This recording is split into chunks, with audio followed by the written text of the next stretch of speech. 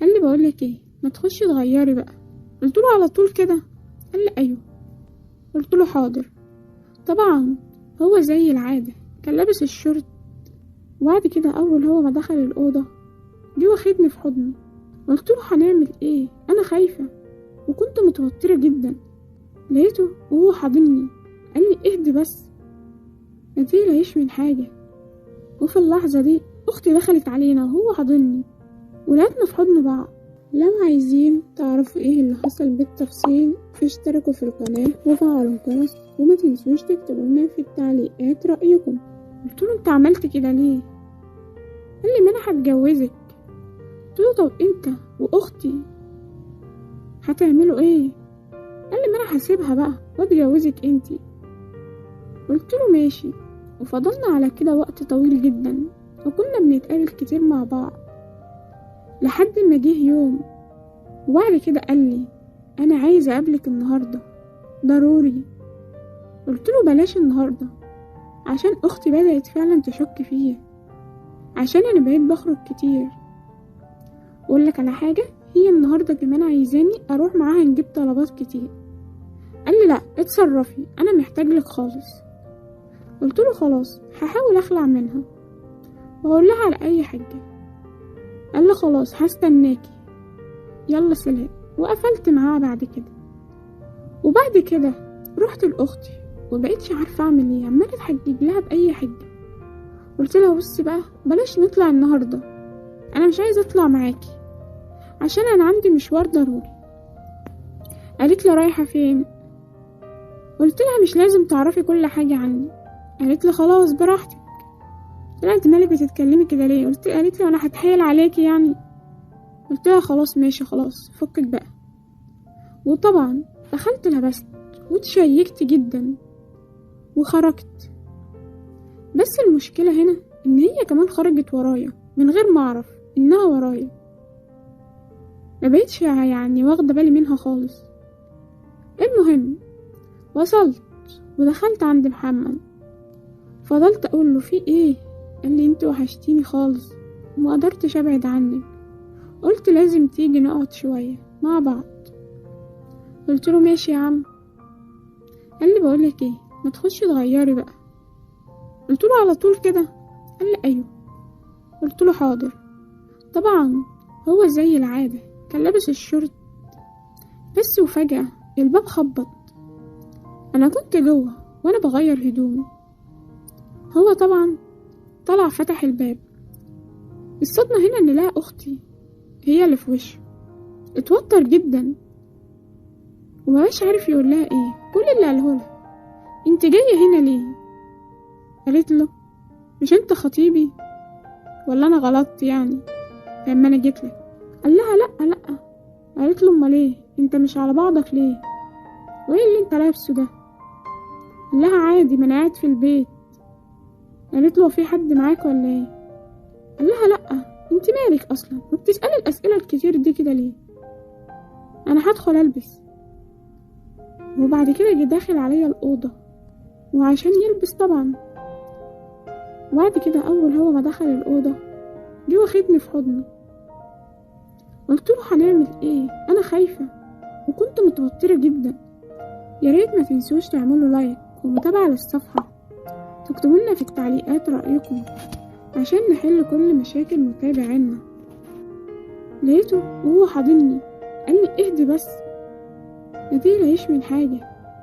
وفي اللحظه دي اختي دخلت علينا وهو حاضني ولقيتنا في حضن بعض.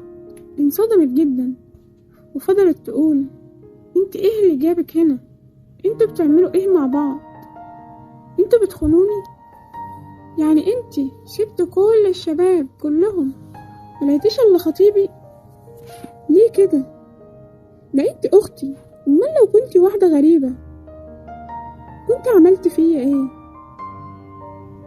وفعلا فضلت تتكلم وقالت خلاص انا ما عدتش عايزه اعرفك تاني. وقالت له كل اللي بينا انتهى ومن النهارده. وهي طبعا كانت منهارة من العياط. طبعا انا قلت لمحمد انت لازم تنهي ارتباطك بيها وتتجوزني انا. قال لي اه هتجوز، بس هتجوز مين؟ هو انا ملقتش غيرك انتي؟ هو في ايه يا بنتي؟ ده انتي ما ينفعش اصلا تتجوزي ولا تتحبي، عشان ده انت واحدة رخيصة. قلت له انت اللي بتقول فيا كده؟ انت؟ ده انا وثقت فيك. قال لي امشي بقى واخرجي بره، وفعلا شدني من ايدي وطلعني بره.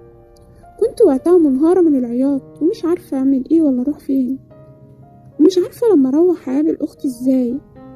فضلت افكر، بس للاسف ما وصلتش لاي قرار. واول ما وصلت لقيت اختي عمالة تعيط.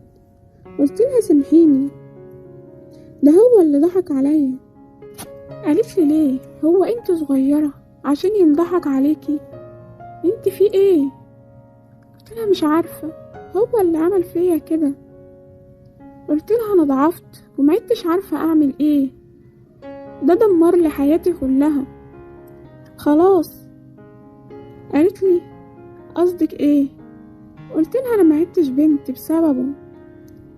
ولما قلت له اتجوزني قال لي هو انت هتسيب الدنيا بحالها وتيجي تقوليلي ملقتش غيرك؟ ما انت اللي عملت معايا كده، ويوم ما هتجوز مش هتجوز واحدة رخيصة زيك. ردت اختي عليا وقالت لي انت اللي عملت في نفسك كده، استحملي كل اللي يحصل لك عشان انت اللي دمرت حياتي قبل ما تدمري حياتي.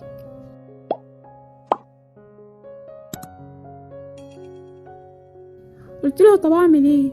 ده لو بابا عرف مش هيسكت. قالت لي ما اعرفش. قلت لها طب انت هتعملي ايه مع محمد؟ قالت لي انا هروح اقابله ولما ارجع هعرفك. قلت لها في ايه بس عرفيني؟ قالت لي لما ارجع. وفعلا اختي خرجت وراحت تقابله وقالت له احنا اللي بينا انت نهيته من ساعة ما خنتني، انا جاي دلوقتي عشان شهد مش جاي عشان علاقتنا، انت دلوقتي كسرتها ودمرتها. رد عليها محمد وقال لها انا مجبرتهاش على حاجة. قالت له انت لازم تتجوزها عشان تصلح غلطتك. قال لها انا مش هتجوز حد، لا انتي ولا اختك حتى. هو انا ملقتش غيركم؟